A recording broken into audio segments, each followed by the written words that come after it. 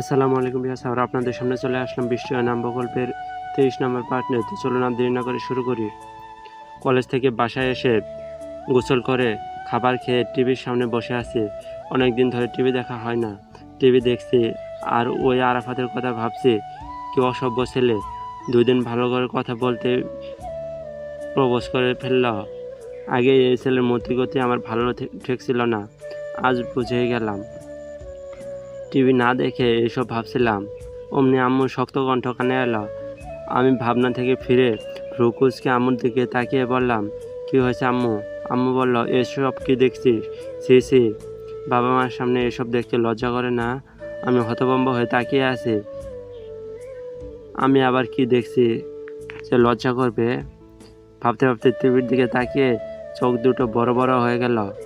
বিস্ময়ে হতভম্ব হয়ে গেলাম। টিভি থেকে চোখ সরিয়ে আম্মুর দিকে তাকাতে আটকে উঠলাম। আম্মু রেগে তাকিয়ে আছে। আমি তাড়াতাড়ি রিমোট খুঁজতে লাগলাম। টিভিতে যে কিস দেখাচ্ছে, যেটা আম্মু দেখে আমাকে ধমকালো। কি মুশকিল, রিমোট কোথায় গেল? ধুর, দরকারের সময় কিছুই পাই না। আম্মু আমার দিকে কটমট চাহনি দিতে দিতে চলে গেল। আমি শেষে সোফার নিচে রিমোট পেলাম আর থপ করে বন্ধ করে রুমে চলে এলাম। কি করব ভাবছি। তারপর ইলমাকে কল করলাম আর আজকের ওই আরাফাতের কথাগুলো সব ওকে বললাম। ও শুনে অবাক হয়ে হাসতে হাসতে শেষ, কারণ সুমাইয়া তাকে পছন্দ করে আর সে কিনা আমাকে প্রপোজ করে। দুইজনে এসব বলে হাসতে হাসতে শেষ। পরদিন কলেজে গিয়ে সবাই মিলে এসব ভাবছি আর হাসাহাসি করছি। এক কোণে গুমরা মুখ করে বসে আছে সুমাইয়া। ওকে দেখে আরও বেশি করে হাসছি সবাই। হুট করে নেহা বলে উঠল, দুলা, তুই প্রস্তাবে রাজি হয়ে যা। ওর কথা শুনে আমরা সবাই অবাক হয়ে তাকালাম।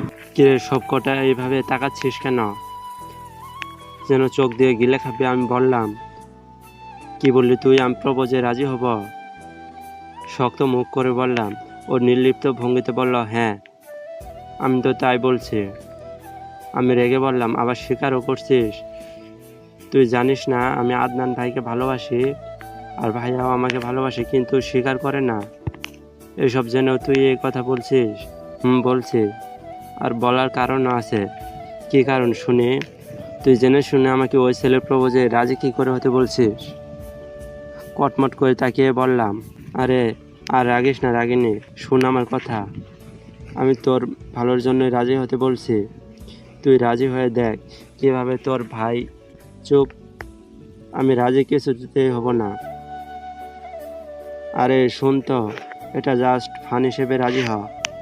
ওরা আমাকে বোঝালো নাটক করতে যে আমি যদি এটা করি তাহলে নাকি ভাইয়া ভালোবাসার কথা স্বীকার করবে।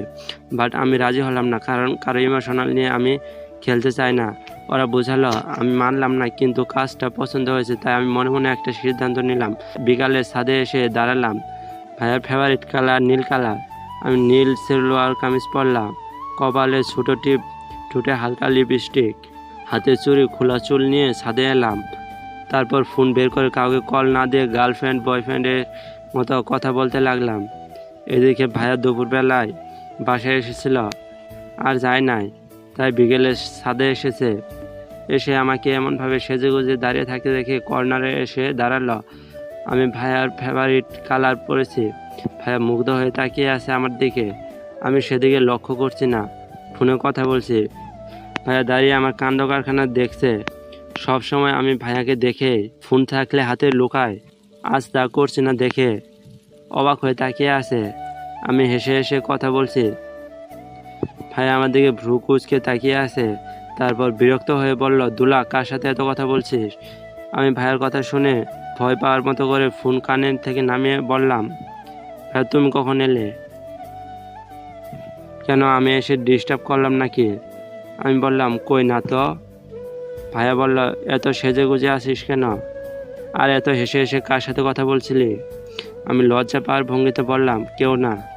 ভাইয়া আমাকে লজ্জা পেতে দেখে সন্দেহের চোখ করে তাকালো। লজ্জা পাচ্ছিস কেন? ভাইয়ার কথায় আরও লজ্জায় মিলিয়ে গেলাম। ভাইয়া রেগে গম্ভীর হয়ে তাকিয়ে আমার ভাবভঙ্গি দেখছে। তারপর বলল, কি হলো, কথা বলছিস না কেন? কার সাথে কথা বলছিলি বল। আমি লজ্জা মাখা কণ্ঠে বললাম, আমার বুঝি লজ্জা করে না তোমাকে বলতে? যতই হোক তুমি তো আমার ভাই হও। ভাইয়া কিছুটা আন্দাজ করতে পেরেছে মনে হয়, বলল ঢংবাদ দিয়ে সত্যি কথা বল। আমি বললাম বয়ফ্রেন্ডের সাথে কথা বলছিলাম। কথাটা বলতে ভাইয়ার দিকে তাকালাম। ভাইয়া আগুন চোখ করে আমাকে দেখছে, চোখ দিয়ে ভস্ম করে দেবে। আমি ভয় পেলাম তার চাহনি দেখে, কিন্তু কিছুই বুঝতে দিলাম না। ভাইয়ার সাথে সাথে গম্ভীর গলায় বলল, এসব কবে থেকে চলছে? কালো না আমাকে জ্বালালি? আমি বললাম আজ থেকে। আর তোমাকে জ্বালাবো না ভাইয়া, তুমি আমার ভাইয়াই থাকো। বয়ফ্রেন্ড আমি পেয়ে গেছি। কত ভালোবাসে আমাকে। এমন একজনকেই তো চেয়েছিলাম, শুধু শুধু তোমাকে জ্বালিয়ে মেরেছি। আচ্ছা ভাইয়া তুমি যাও, আমার উনি কল করছে, আবার রাগ করবে বলে ফোন কানে নিলাম আর হেসে হেসে কথা বলতে লাগলাম। ভাইয়া আমার দিকে অগ্নি দৃষ্টিতে তাকিয়ে আছে। আমি উল্টো ঘুরে ফোন কানে নিয়ে হাসছি। বুঝ ঠেলা। ভাইয়া রেগে গম গম করতে করতে চলে গেল আর আমার ছাদে এলো। আমি ভাইয়াকে দেখে বললাম, দেখি ভাইয়া তুমি এখানে কেন? দেখছো না আমি কথা বলছি? ভাইয়া আমার হাত থেকে টান মেরে ফোনটা নিয়ে নিল। আমি আটকে উঠলাম, কারণ কেউ কল করে নাই। ভাইয়া ফোন নিয়ে চেক করতে লাগলো আর ফোনের দিকে তাকিয়ে রেগে তাকালো আমার দিকে। তারপর শক্ত করে হাতের বাহু ধরে বলল, তুই আমাকে মিথ্যা বলছিলি? আমি মাথা নিচু করে দাঁড়িয়ে আছি। কি হলো আনসার মি? আমি কিছু বলছি না। এভাবেই ধরা খাবো ভাবিনি। কি হলো কথা বলছিস না কেন? এসব করে কি বোঝাতে চাইছিলি? আমি বললাম, আমি ভাবছিলাম তুমি এসব দেখে স্বীকার করবে আমাকে ভালোবাসো, কিন্তু ধরা খেয়ে গেলাম। ভাইয়া শান্ত চাহনি দিয়ে তাকিয়ে আছে। ইডিয়েট একটা, এসব কে ঢুকায় তোর মাথায়? কেউ না। গাল ফুলে ভাইয়া শেষবারের মতো বলছি, ভালোবাসি, স্বীকার করো নয়তো। ভাইয়া বলল, নয়তো কি? আমি বললাম, নয়তো আমি ওই আরাফাত ছেলেটাকে হ্যাঁ বলে দেব। ভাইয়া ভ্রু কুচকে বলল, এটাও বানানো কেউ? আমি বললাম, না এটা বানানো না, সত্যি কাল আমাকে প্রপোজ করেছে। আমি বললাম, না এটা বানানো না, সত্যি কাল আমাকে প্রপোজ করেছে। তুমি যদি আমাকে ভালো না বাসো তো তার সাথে প্রেম করব। সেও দেখতে সুন্দর, স্মার্ট। ভাইয়া আচমকা আমার গাল চেপে ধরল। আমি বিস্ময়ে হতভম্ব হয়ে গেলাম। ভাইয়া আমাকে টেনে দেওয়ালে পিঠ ঠেকিয়ে ধরল। তারপর মৃদু চিৎকার করে বলল, এই মুখে অন্য কারো প্রশংসা শুনলে খুন করে ফেলবো। আমি গালে ব্যথা পাচ্ছি। ভাইয়াকে এতটাই হিংস্র হতে কখনো দেখিনি। আমার চোখে পানি টলমল করছে। ভাইয়া রেগে চোখ লাল করে তাকিয়ে আছে। আচমকা গাল ছেড়ে দিয়ে বলল, লেখাপড়া ছাড়া অন্যদিকে মন দিলে আমার থেকে খারাপ কেউ হবে না বলে চলে গেল। আমি হতভম্ব হয়ে ভাইয়ার যাওয়ার দিকে তাকিয়ে আছি। চলবে।